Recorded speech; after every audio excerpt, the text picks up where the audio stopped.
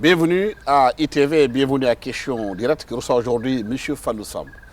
Fallou Samb est conseiller spécial du président de la République du Sénégal. Il est enseignant à la FASEC, à l'UCAD, Université Cheikh Anta Diop de Dakar. Il est aussi spécialiste d'investissement et de politique commerciale. M. Samb, merci d'avoir accepté notre invitation. On parle depuis des lustres au Sénégal du consommer local. Pourquoi, depuis lors, le consommer local connaît autant d'échecs? Qu'est-ce qui se passe? Merci beaucoup Alassane et à travers vous, merci à toute l'équipe de ITV et avec un grand bonjour donc à nos amis téléspectateurs de ITV. Alors, je dirais trois éléments. Le premier, c'est d'abord le contexte. Il y a ce qu'on appelle les importations sénégalaises. On est en gros à 5 000 milliards d'importations donc en 2020. Et dans ces 5 000 milliards, il y a la facture alimentaire qui s'élève à 800 milliards. Et dans ces 800 milliards, on a 65% qui sont concentrés dans 7 produits, mais plutôt dans 3. C'est le riz d'abord, avec près de 25% de ces 65%. Et c'est les produits horticoles. Et donc ce sont les fruits et légumes. Et ce qui est paradoxal dans cela, c'est que autant depuis 2015, on a eu une production aussi importante. Mais autant également, cette production n'a pas servi à la consommation locale. Pourquoi? Alors, donc c'est le deuxième problème. Le deuxième problème, c'est qu'il y a des conditions, des éléments structurels et conjoncturels. Je vais commencer d'abord par les éléments conjoncturels qu'on connaît. Le décor est très bien planté, la guerre en Ukraine, l'inflation qui s'en est suivie, la flambée des prix, etc. Mais comme on dit, l'ordre de FNUDAP. Mais ce qui est plutôt structurel, c'est qu'il y a 3 éléments qui plombent le consommé local et qui font qu'on n'arrive pas à s'en sortir. Le premier, ce sont les habitudes alimentaires. Le thieboudienne est imposé depuis les colonisations. Le riz, il vient d'Inde, de Thaïlande, de Cambodge, de ces pays asiatiques très lointains, plus lointains même que l'Ukraine. Ce qui fait que nos schémas de consommation ont toujours été extravertis. Le deuxième élément qui plombe, c'est au niveau de la gouvernance. Donc ce sont des questions d'ordre commercial, mais qui sont donc traitées au niveau de la politique commerciale, mais qui ont des relents et qui ont des ramifications dans la production industrielle et dans la production agricole. Or, il n'y a pas ou il manque une coordination entre donc, ces différents ministères, entre ces différentes politiques, ce qui fait qu'on travaille comme dans des silos, on travaille en vase clos et il n'y a pas donc cette perméabilité, il n'y a pas cette cohérence, cette coordination qui fait qu'on aurait pu ne pas produire tel ou produire autant et faire en sorte que la consommation, l'importation, l'exportation se passe bien.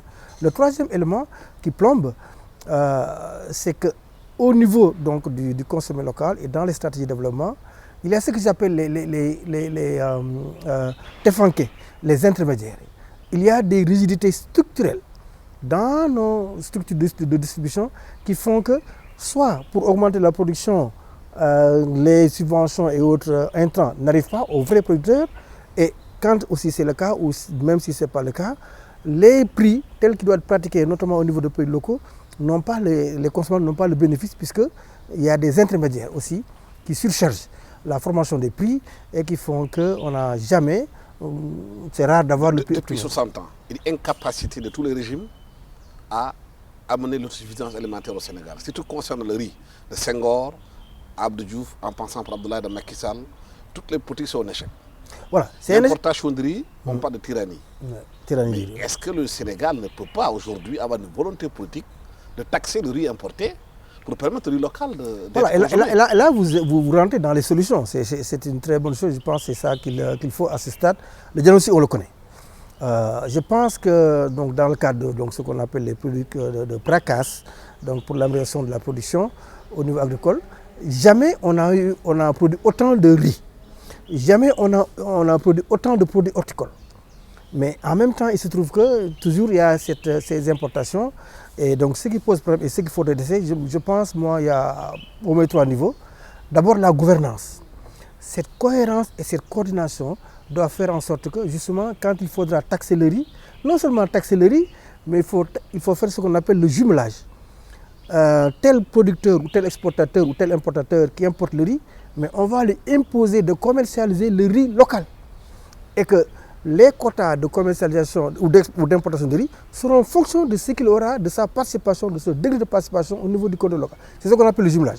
Ça a été fait dans les années 80, ça a été un peu démantelé à la faveur des plans d'ajustement structurel. C'est le moment de revenir là-dessus. C'est un des premiers éléments.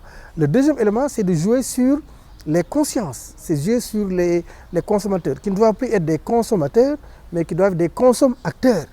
Donc des acteurs qui à la fois vont consommer au sens économique et sociologique du terme, mais qui vont agir sur le subconscient et sur les structures, la superstructure et dans l'infrastructure pour pouvoir faire en sorte progressivement de sortir de cette tyrannie, comme vous l'avez si bien dit. On a tous assisté en Inde, la faim en Inde, où il y avait des gens qui mouraient de faim. L'Inde s'est battue, a fait ce qu'ils appellent la révolution verte, a permis, grâce à la maîtrise de l'eau, à la maîtrise des terres, l'agriculture, le foncier, à nourrir sa population qui est plus d'1 milliard et a même exporté.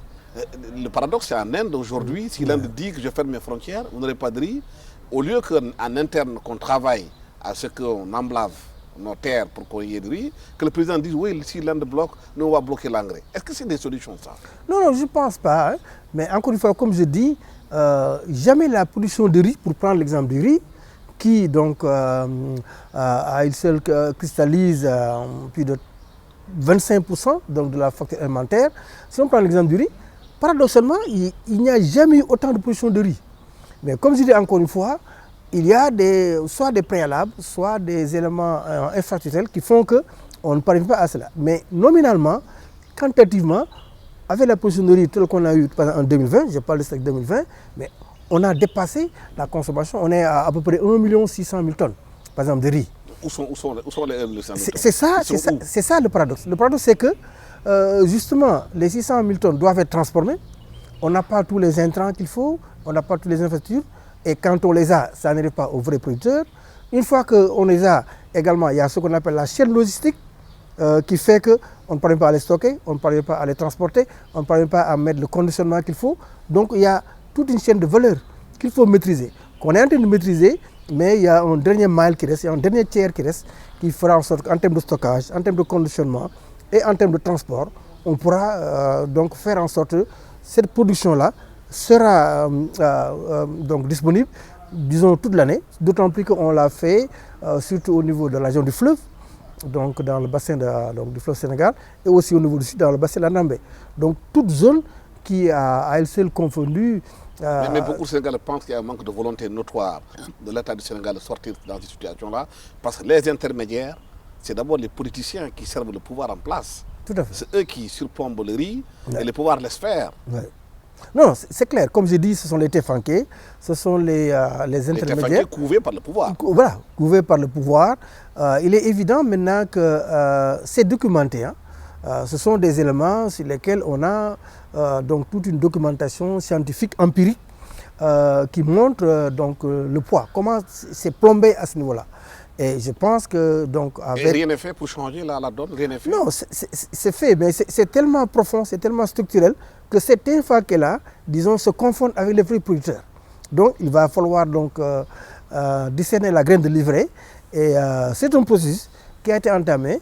Et c'est un processus qui a été réaffirmé notamment par le président de la République dans le cadre donc, de ses instructions récentes sur la souveraineté alimentaire.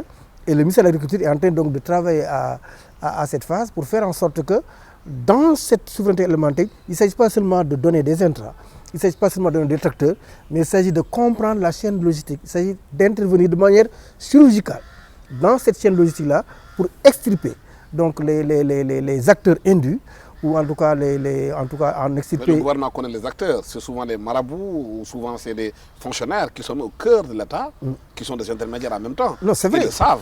Le gouvernement le sait. Non, le gouvernement le sait. Il n'y a pas de volonté de changer la donne. Moi, je pense que la volonté, déjà, elle existe dans l'accroissement de la production. Oui, sur le discours. Sur le discours. Non, même dans la réalité. Parce que comme j'ai dit, non. Je veux dire, la production de riz, elle est plus importante que donc, les importations. Maintenant, ces téfanqués-là, ces intermédiaires ou d'autres éléments qui sont des éléments de rigidité structurelle, ces éléments-là aussi sont actuellement en train d'être identifiés. Ils sont identifiés pour la plupart. Maintenant, c'est une approche séquentielle qui est en train de se faire et qui fera en sorte que ce ne sera pas du jour au lendemain, mais avec une action chirurgicale, donc bien ciblée, on pourra parfaitement à la fois enlever les goulots d'étranglement, mais en même temps aussi extirper donc tous ces téfanqués, tous ces intermédiaires et faire en sorte que le riz soit produit par les producteurs et que cette production arrive aux consommateurs. Oui, mais est-ce que ce n'est pas une question politicienne, des dossiers qui fait qu'on n'en arrive pas? Parce que le président s'attend à des grands électeurs, souvent les intermédiaires ont des moyens financiers, soit en même temps de grands électeurs, et c'est un lobby qui tient le pouvoir, qui tient bon, l'Est. Oui, je n'irai pas jusque-là, même si je vois... il faut appeler un chat un chat. Non, non, je suis entièrement d'accord sur le schéma que vous décrivez. Ce que je veux simplement dire, c'est au moins enlever un élément, amener un élément de rectification, c'est-à-dire que parmi ces grands producteurs, qui soient politiciens ou marabouts, en tout cas pour, disons, les marabouts, si on regarde par exemple Khelcom, c'est un des grands marabouts, Serigne Saliou, à qui nous rendons hommage. Oui, il faut faire la part des choses. Il y a les marabouts qui sont de vrais producteurs, oui. Mais il y a des intermédiaires qui ont des cartables, qui ne font rien, qui sont tout le temps derrière le ministre de l'Agriculture. Quand vous allez en France au salon de l'Agriculture, oui. Vous voyez des gens enturbanés qui tournent autour des ministres, qui appellent les radios pour faire de la pression, qui dénoncent des choses alors qu'ils ne sont pas producteurs. Et le gouvernement le sait. Oui, je suis entièrement d'accord. C'est pourquoi, encore une fois, je dis que cette volonté politique-là, elle est là dans le cadre du consommé local. Cette volonté politique, elle est là dans le cadre de la souveraineté alimentaire, qui est même plus englobante que le consommé local. Et je pense que dans ces éléments de souveraineté, dans ces éléments de stratégie, eh bien, il faut extirper, encore une fois, ces personnes, on va dire, indues. Il faut extirper aussi les goulots d'étranglement. Et je pense que c'est au finish qu'on pourra arriver à ce résultat-là. Mais il est évident que le décor est planté. Vous êtes spécialiste du commerce, vous connaissez bien comment ça marche. Les Sénégalais ne comprennent pas qu'on puisse avoir un pays qui a de l'eau, qui a du soleil, qui a des terres, que les gens continuent encore à importer pour manger à midi et qu'à Dakar soient submergés de jeunes qui sont là, les bras valides, qui sont dans des charrettes, dans des motos Jakarta. On ne comprend pas. On parle tout le temps de territorialisation des politiques, entre autres. On va à l'intérieur du pays, on ne voit rien.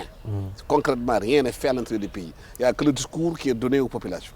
Non, c'est vrai, il y a cet élément-là, il y a, disons, ce ressenti, ce vécu qui fait que il y a un malaise, voilà, un malaise qui est profond, qui est réel. Mais je dirais au moins deux choses. La première, c'est vous, Alassane, que pour cultiver 1 hectare de terre, il faut au minimum 4 bras, 4 personnes, disons, 8 bras. Tous les bras sont à Dakar. Voilà. Et donc, on a à peu près en disponible 300 000 hectares. Donc, c'est pour vous dire 1 200 000. Le montant des jeunes qui sont en inactivité, en sous-emploi, ne dépasse pas 200 000 à 300 000. Et donc, c'est pour dire que largement la terre a un potentiel qui n'est pas encore exploité à ce niveau-là. Il y a encore une fois ces infirmiers, mais encore une fois, ce sont ces rigidités structurelles qu'il faut combattre. Maintenant, je pense que c'était documenté, c'était combattu, mais maintenant, avec ce soubresaut lié à la Covid, lié à la guerre de l'Ukraine, cette guerre si lointaine, mais si proche, maintenant, on se rend compte qu'on doit aller au-delà. Et je pense que l'instruction du chef de l'État sur la souveraineté alimentaire doit nécessairement s'accompagner et sera accompagnée par donc des ruptures profondes, des ruptures consolidantes qui vont amener vraiment à ce que la terre puisse nourrir quand même. Et c'est possible et c'est faisable au niveau du Sénégal. Et je pense que c'est cette orientation-là qui est prévue dans le cadre de la souveraineté alimentaire. Avec la Covid, on avait tenu ce discours-là en disant oui, il faudrait qu'on compte sur nos propres forces. La crise ukrainienne est venue, mais entre la Covid et la crise ukrainienne, mais il n'y a rien sur le Je vais vous dire, Alassane, il n'y a rien qui a été fait sur la table. Il n'y a rien qui a été cultivé, il n'y a pas d'emblavement, les jeunes sont restés à Dakar. Les gens disent qu'aujourd'hui, les jeunes Sénégalais ne vont jamais retourner à la terre si les conditions ne sont pas réunies pour qu'ils puissent cultiver la terre. Voilà. Certains pensent même qu'il faudrait aménager des terres, mettre des villas, mettre la clim, mettre même s'il faut du wifi, tout le confort qu'il faut pour pousser les jeunes à aller cultiver la terre et que l'État achète les récoltes. Exactement, non. C'est 1% des fermiers américains qui nourrissent toute l'Amérique, mais qui exportent. C'est 5% donc, des fermiers en France et en Europe qui nourrissent donc, tous les autres. Donc c'est possible. C'est possible, donc encore une fois, dans le cadre de ces conditions-là. Mais nous, on est bloqués par ces rigidités-là qui sont à la fois internes et exogènes. Mais je vais vous dire ce qui a changé, notamment avec le Covid et avec l'Ukraine. C'est que cette consommation du riz-là, cette propension à l'importation, elle est quasiment, on va dire, civilisationnelle. Mais c'est ce qui se passe en Europe. Actuellement, ils sont en train donc de se dire, nous allons passer un rude hiver parce que nous allons nous priver de chauffage, mais on va le faire pour la bonne cause. C'est ce réflexe-là, c'est ce déclic-là. Et souvent, l'histoire, comme vous le savez, se fait à travers de la dialectique, à travers des déclics qui font que ça donne un sursaut. Et c'est ce sursaut-là, quasi civilisationnel qu'il faudra faire, et c'est ce à quoi on appelle dans le cadre notamment du consommé local, pour que les Sénégalais se disent moi je vais consommer la pomme de terre locale même si elle n'est pas bonne. Je vais consommer l'oignon local même si elle n'est pas bon. Je vais consommer le riz local même si ça répond pas tellement à mes goûts alimentaires ou à la cuisine. Donc, ce sursaut-là, c'est ça qui a changé, ce déclic-là. Et je pense que c'est cette dose psychologique, mais qui est très importante en termes de ce que les Anglais appellent ownership, l'appropriation. Donc, on se dit c'est notre propriété. Maintenant, c'est à nous de faire en sorte de ne plus importer et de nous limiter à ce qui est au niveau local. Surtout que ce qui est produit au niveau local, c'est, on va dire c'est suffisant, mais on va s'y mettre. Avec les aléas qui vont exister notamment au niveau de la qualité, au niveau de la saveur, du goût, avec toutes ces qualités organoleptiques qu'on peut ne pas rencontrer dans nos produits locaux, mais qui à la longue vont finir. Donc c'est ce sursaut-là. Il y a un élément vraiment, encore une fois, quasi civilisationnel qui va faire en sorte qu'il y aura cette rupture consolidante qui va faire que le Sénégalais donc, changera de... Mais est-ce qu'en tant que gouvernement, on peut demander aux populations de consommer local alors que soi-même on ne consomme pas local? Vous allez dans les forats, vous allez dans les séminaires, sur la table même du président, c'est du Evian qu'on boit. Alors que l'eau locale, on a des Kirènes, c'est pas de la publicité, il y a aussi de la Casamançaise. On se demande, est-ce qu'on peut prôner le local alors que toi-même, le chef de l'État, tu ne consommes pas local? Oui, c'est vrai, c'est évident que c'est une contradiction qui existe et qui est de plus en plus donc, estompée, au moins par deux raisons. Sur le plan institutionnel, il y a donc tout un arsenal sur ce qu'on appelle le contenu local. Le contenu local, c'est ça qui sert à générer la valeur ajoutée. Et c'est le segment de valeur ajoutée qui donne le produit intérieur brut, le PIB, qui sert donc de mesure au développement. Donc plus on fait de valeur ajoutée, donc plus on a du contenu local. Donc on l'a fait. C'est vrai dans le cas du pétrole, du gaz et de cette économie pétrolière gazière, mais on l'a fait donc dans le cadre donc, des investissements pour faire en sorte que quand un investisseur vient, on puisse lui imposer un transfert de technologie, on peut l'imposer tant de main-d'œuvre au niveau local, notamment au niveau des jeunes. Et donc, institutionnellement, ça s'est fait. Le reste maintenant, c'est comme je dis, l'État a également mis en place donc des quotas au niveau de la commande publique. On ne peut pas avoir un budget de 6 000 milliards donc de dollars si on enlève donc les frais de fonctionnement, au moins entre 1 500 et 2 000 milliards, donc, qui servent donc de commande publique et ne pas avoir un contenu local qui puisse servir justement non seulement pour les produits alimentaires, mais pour la menuiserie, pour l'habillement. Je voulais venir sur une question bien précise. Il y a tellement de discours sur le mobilier national. Mais vous allez dans des bureaux aujourd'hui de certains ministres, c'est des mobiliers importés de la Chine ou de la Turquie. Alors qu'il y a une expertise locale qui n'est pas encadrée, qui n'est pas soutenue, qui n'est pas suivie. On demande aux menuisiers sénégalais de s'organiser en entreprise pour qu'ils puissent fournir l'État du Sénégal. L'organisation n'est pas faite, il les dénonce tout le temps. Oui, encore une fois, il y a au moins deux éléments. Hein. Le premier, c'est que ce manque de coordination fait en sorte que si moi, État, je dis par exemple 15% ou 30% de ma commande publique va aux entreprises, notamment aux PME et PMI, notamment dirigées par des jeunes et des femmes. Mais il se trouve que donc, dans la qualité de production, il n'y a pas donc, ce degré donc, de production ou bien ce degré de finition qui fait en sorte que... Maintenant, le deuxième élément, c'est que pour pouvoir accompagner donc, ce contenu local, pour pouvoir accompagner ce quota-là, il y a d'autres ministères qui doivent prendre le relais. Par exemple, du ministère des Finances, du ministère du Commerce. Mais encore une fois, c'est ce problème de coordination qui se pose, qui fait que, par exemple, le ministère du Commerce qui donc, supervise les importations, n'est pas au courant qu'il y a tel matériel au niveau local, puisqu'il n'a pas reçu l'information que c'est possible. Maintenant, le ministère des Finances, enfin, le ministère du Budget également, qui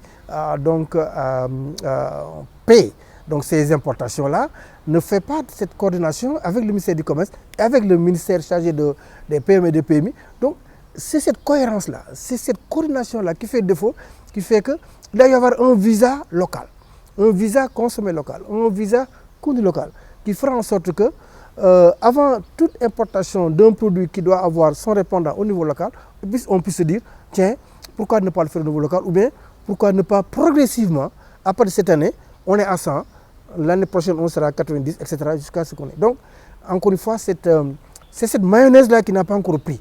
Mais justement, si le Premier ministre est chargé de coordonner la politique gouvernementale, qui est cette politique-là, qui n'arrive pas à la coordonner, à quoi il sert? Non, justement, en tout cas pour ce qui concerne... À quoi sert le Premier ministre? Non, justement, pour ce qui concerne le consommé local, comme vous le savez, il y a eu 20 commissions qui ont été constituées, donc sous l'égide du ministère du Commerce et avec Donc le travail fait par le ministère du Commerce. Au passage, je salue mes collègues commissaires aux enquêtes économiques qui ont fourni abattu un excellent travail à ce niveau, au niveau du ministère du Commerce.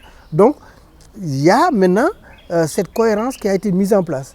Et il y a justement donc ce Premier ministre qui va coordonner tout cela et donc il va faire en sorte qu'on peut espérer qu'à partir au moins de cet élément-là, à partir des 20 rapports qui ont été donc élaborés et soumis, puisque le travail est fini. Mais le constat qui a été fait au Sénégal, il y a beaucoup de commissions qu'on met en place et ça ne sert pas à grand-chose. Il n'y a pas de suivi, il n'y a pas d'évaluation. On fait des commissions pour de bonne conscience. On fait des séminaires, après c'est dans les tiroirs. Jusqu'à ce que les Burkinabés disent qu'au Sénégal aujourd'hui, on ne réfléchit plus, nous on veut, on prend, on applique. C'est ça le gros problème du pays. Sauf que cette fois-ci, suivi évaluation dans le pays. Y a pas de suivi, sauf que cette fois-ci, au moins on peut avoir une autre lueur d'espoir. La première lueur, vous l'avez dit, il y a un prémisse qui coordonne ça. Oui, bah, il y en avait eu, hein? Oui, il y en avait eu, mais bon, je viens justement sur le deuxième argument, c'est que là, encore une fois, on est obligé. La pandémie à Covid est passée par là, la guerre nucléaire est passée par là, l'inflation est passée par là. Donc, il y a des facteurs à la fois endogènes et exogènes qui soit n'existaient pas, soit n'avaient pas autant d'ampleur et de préhension donc, sur nous, qui ont fait que forcément, et comme vous le savez, l'histoire même de la découverte scientifique, ça a été fait parce qu'on a éprouvé un besoin à un moment donné pour faire telle ou telle chose. Donc, on en est là. C'est ce que j'appelais l'élément quasi-civilisationnel qui va faire en sorte que on est obligé de le faire. Le troisième élément, je pense que vous avez parfaitement raison, toute cette politique-là s'articule au niveau de la stratégie, s'articule au niveau du PSE, et il y a des mécanismes de suivi donc, au niveau du PSE, et moi je suis tout à fait heureux que le ministre du Commerce actuel, qui supervise donc ce travail du conseil local, a été le ministre chargé donc, du PSE. Donc ces instruments-là de suivi et d'évaluation donc vont servir et sont en train de servir pour faire en sorte que ce ne sera plus comme avant.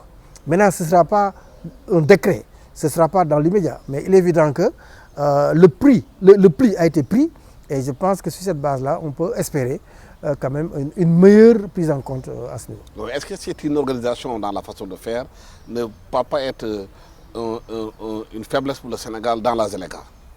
Oui, bon, vous faites bien de parler de la ZLECA. Je dirais à la fois oui et non. Non d'abord parce que la ZLECA, c'est un peu de marché intérieur. Vendre maintenant dans les 54 ou 55 pays africains, puisque bon, il y a l'héritier qui n'a pas encore signé, mais c'est au moment où je parle, donc c'est 54 pays qui ont signé sur les 55, et c'est 44 pays qui ont ratifié. Actuellement, au moment où je vous parle, la ZLECA est en marche au moins dans 8 pays. Donc, au moment où nous parlons, c'est fait. Donc, aller vendre pour un Sénégalais, justement, si on prend la Casamançaise, aller vendre donc, cette bouteille en Égypte, au Kenya ou en Tanzanie, c'est la même chose qu'aller vendre ça à Thiès, à Diourbel, à Dakar, il n'y aura pas de taxe. Donc dans l'absolu, tout ce égal par ailleurs, comme on dit en économie, eh bien, il y aura donc cette valeur ajoutée, il y aura cette augmentation. Maintenant, à la fois oui, dans la mesure où également, c'est ZLECAf qui va aussi nous servir de marché, puisqu'on est déjà à 46% d'export au niveau de la CEDEAO. Donc la ZLECA ne fera qu'amplifier. Mais également, il y aura des grands, notamment du Maroc, de l'Afrique du Sud, du Kenya, de l'Égypte, de tous ces grands pays-là qui vont venir et donc faire aussi la concurrence à nos produits. Et il va falloir donc qu'on se prépare. Et là également, au niveau de la ZLECAf, il y a ce qu'on appelle un fonds d'ajustement qui va servir à voir les atténuations, les mitigations nécessaires par rapport aux entreprises. Et au niveau du Sénégal, on a ce qu'on appelle un bureau de mise à niveau qui a un programme spécifique ZLECAf qui va aider les entreprises qui seront plus ou moins impactées par cette ouverture de la concurrence africaine et faire en sorte que donc, sur le plan technologique, sur le plan investissement et sur le plan donc des facteurs humains, on puisse donc alléger les éventuels déboires que cette concurrence-là pourrait être. Est-ce que le fait d'avoir plusieurs monnaies entre pays africains n'est pas une faiblesse dans l'efficacité? Oui, vous avez parfaitement raison, c'est une faiblesse. Bon, actuellement au niveau de l'Afrique, on dénote 40 monnaies, dont les dizaines, il y a la dizaine qui est, disons, convertible. Donc le reste, ça reste dans les pays ou dans les pays avisants. Maintenant, ce que la ZLECA a fait, et ça repose non seulement le débat sur le franc CFA, mais ça, à la limite, règle même le problème sur le franc CFA, c'est que la ZLECA a mis en place un système de paiement qu'on appelle PAPS, Pan-African Payment Settlement System, PAP2S, donc qui est un mécanisme par lequel, lorsque le Sénégal, par exemple, vend à la Tanzanie, au Kenya, et qui doit récolter, par exemple, des shillings, eh bien, la Tanzanie ou le Kenya va donner des euros ou des dollars selon donc, le bien vouloir donc, du pays acheteur, par exemple le Sénégal. Et en ce moment-là, le risque de change et le risque ou le manque de convertibilité est pris en compte par le PAPS qui est sous l'égide de ce qu'on appelle Afrique Exim Bank et qui fait en sorte qu'actuellement, on va dire, il est nul ou quasiment nul. Cette différence de monnaie qu'il y a ou cette non-convertibilité en Europe. Donc ça c'est un élément très important donc, que la ZLECAf a réussi. Actuellement il y a un pays, il y a un programme pilote d'une dizaine de pays et donc l'échéance c'est donc en fin 2024, début 2025 pour que ce système-là soit établi et donc ça va éliminer donc cet aléa-là au niveau du commerce intra-africain et ça va donc booster ce commerce-là ce qui est un des objectifs majeurs donc, de la ZLECAf. Docteur Fallou Samb, merci d'avoir fait nous sur ce plateau d'ITV Question Directe. Je rappelle que vous êtes conseiller spécial du président de la République, que vous êtes professeur à la FASEC, à l'université Cheikh Anta Diop de Dakar, que vous êtes spécialiste du commerce et d'investissement, que nous parlions avec vous des consommateurs locaux et aussi de la ZLECAf qui est mise en place. Quelles sont les atouts et les faiblesses de notre consommateur local et surtout que les Sénégalais doivent consommer ce qu'ils produisent, surtout que l'État doit mettre en place les terres arabes pour que les Sénégalais puissent cultiver et manger ce qu'ils consomment. À commencer par le chef de l'État, voilà. Baydoundé, la commencer du président de la République. Voilà. Merci. Merci à vous. Bonne soirée à tous. Merci.